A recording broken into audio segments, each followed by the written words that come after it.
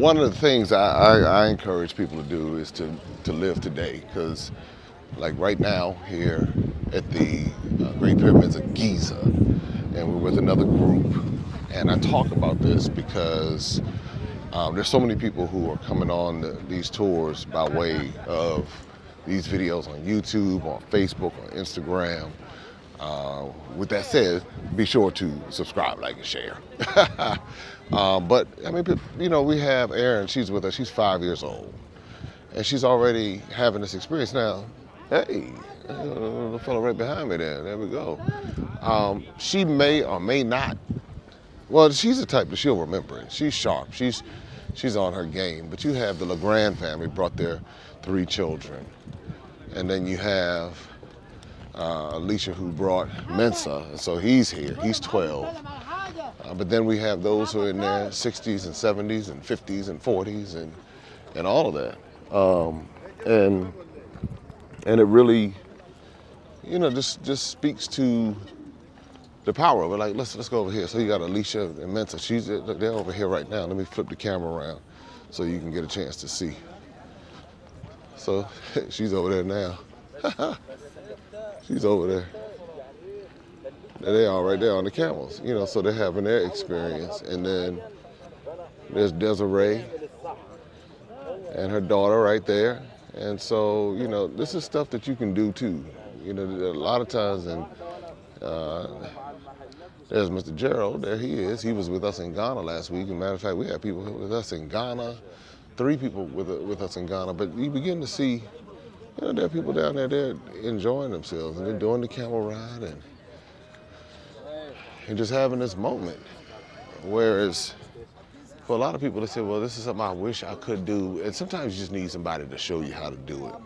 I think that's the biggest thing. Somebody showing you how to do it, and that's what we do. We show you how to do it, because it's very possible. Everybody else does it. Everybody else is able to experience it. So we take you to all these different places. This is just Egypt right now, right here in front of the pyramids. You see it on the currency. All right, here goes Mr. Gerald. He about to do his thing right now. And one of the greatest things, I was talking to Alicia Hines and Monique Hines of the Junior Flips family. Camel gone rogue. Let me find out what's happening. But they talked about the importance of bringing their children on and traveling, and their vocabulary changes. Okay, let's see what happens here, Mr. Gerald. Okay, he about to do his thing. Yeah, that's yeah.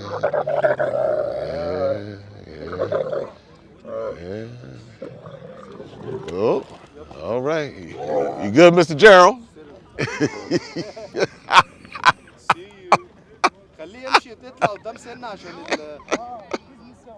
Oh, yeah. So, he had his moment just now. But being able to, create these types of experiences, I believe, this is my personal opinion, I just believe it's important. I also believe it's beneficial. When we talk about educating our children, educating our family, educating ourselves, because I'm going to introduce you all to Jerry. I don't know where Jerry is right now. But this brother, he came, and he's like, man, his whole life, he's like, man, I wasn't tripping on Africa. And then he came, and he's like, wait a minute. What? And he talked about how the George Floyd incident inspired him to understand that there's so much more. And that's why I tell my brothers and sisters, I say, look, there's so much more. They are robbing us mentally in America. They have us so dumbed down in America. You hear it come out of people's mouths, and then you have one segment of the population that wants to learn. And they're like, you know what, I know something's not right. And another segment of the population is trying to reinforce the ignorance. They just try to keep it going, just keep you dumbed down. So we keep pushing back. And it's hard to push back. It's hard to gaslight somebody once they've seen for themselves. It's easy to do it when they've listened to somebody else, or they've been programmed by the Western media and taught how to think and told how to think and told how to behave. But when you come over here and breathe the air, and you stand in the sand, and you stand next to the camels and all of that, you can put your own picture story together. And then it's not even about, because some people think, well, you're trying to find your identity and all of that. Sometimes it's about experiences. The people from Europe, they don't have a problem coming in. They're not looking for themselves. They just come and have an experience. So we can have that experience too. And that's anybody who wants to do it. Anybody can have that experience. But you got to be willing to get the peanut gallery out of your head. You got to be willing to get this stuff out of your head and out of your mind, because I'm telling you, people will try to influence you and tell you how to think and tell you where to go and tell you what to do. And the liberated mind is the biggest threat to oppressive systems. Somebody who's able to think and see for themselves and come outside of the prescribed thought process. You know, if you can come outside of that, then you can live. And that's why, for me, that's why I say, for me, this is the most important thing I've done in my life. Because that bubble of misinformation or disinformation or information that we have us locked up in many parts of America, it's like it does us such a disservice, and we don't really maximize our full potential, because all we know is the little bit that somebody put in a book and told us that we could get A, B's, and C's, and D's, and F's on. And then they give us that little snapshot, that little piece of snapshot, and there's so much more to learn and so much more to see. And what it does is it changes your vocabulary. It changes your vocabulary in such a way to where when you hear somebody say something that's off, you know that's not right. And it gives you confidence, it gives you courage, it gives you the ability to challenge things that you've been taught since childhood.